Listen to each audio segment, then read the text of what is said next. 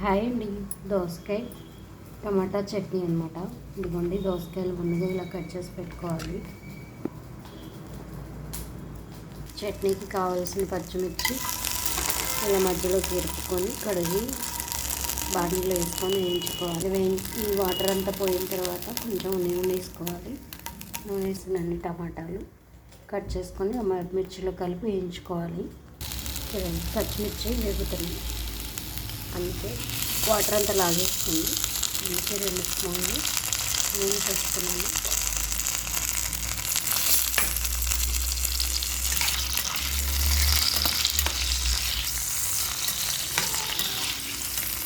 వేగుతూ ఉండేలోపు దీనిలోకి కావాల్సింది రెడీ చేసుకున్నాం. చింతపండు, కొత్తిమీర వేగుతున్నాను.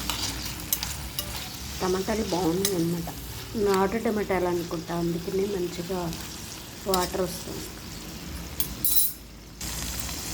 ఇప్పుడు దీనిలో ఉప్పు వేసుకుంటాం.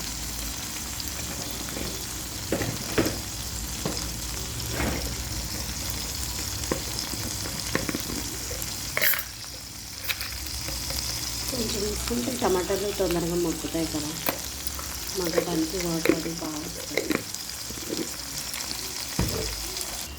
ఇప్పుడు ఈ టమాటాల్లోనే చింతపండు పెట్టేసుకున్నాం. టమాటా దగ్గరికి వచ్చేసింది వేయడానికి.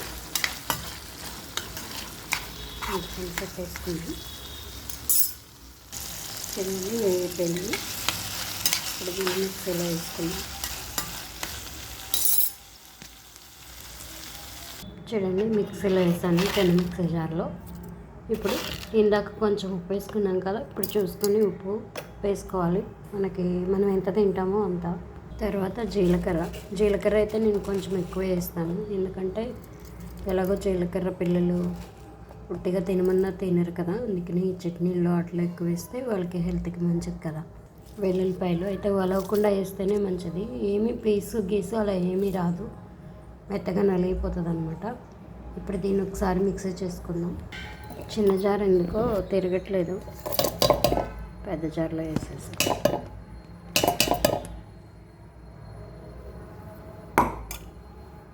ఇది నలుగుతుందో లేదో, క్వాంటిటీ తక్కువ అయ్యేటప్పటికి నలగలేదు, అందుకనే కొన్ని దోసకాయ ముక్కలు వేసేసుకుంటాం. చూడండి, నలిగింది. ఇప్పుడు ఇందులో కొత్తిమీర వేసుకుందాం. చూడండి, ఇప్పుడు కొత్తిమీర వేసుకుందాం. చూడండి, అన్నీ అయిపోయినట్టే. ఇప్పుడు మిగిలిన దోసకాయలు కూడా వేసుకొని ఒకసారి జస్ట్ అలా అన్నీ తీసేయాలి, ఎందుకంటే మెత్తగా అయిపోతే బాగుంటుంది దోసకాయ పచ్చడి. ముక్కగా తగులుతుంటే ఆ టేస్ట్ వేరు, మెత్తగా అయిపోతే అది ఒకలా ఉంటుంది.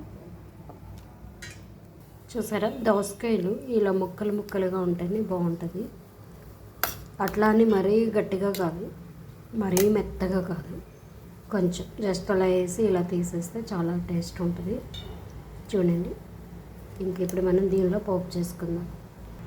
చూడండి, కొంచెం పసుపు ఇందులో వేసేసుకొని వేడి తాలింపు అందులో వేస్తే సరిపోతుంది. అంతే, దోసకాయ టమాటా చట్నీ మంచి టేస్ట్ ఉంటుంది. మీరు ఒకసారి ట్రై చేయండి. ట్రై చేసి నాకు కామెంట్ చేయండి ఎలా ఉంది.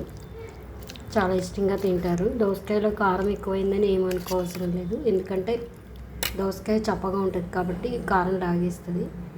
ఓకే ఫ్రెండ్స్, నా వీడియో లైక్ చేయండి, సబ్స్క్రైబ్ చేయండి, కామెంట్ చేయండి. ఓకే ఫ్రెండ్స్, షేర్ కూడా చేయండి.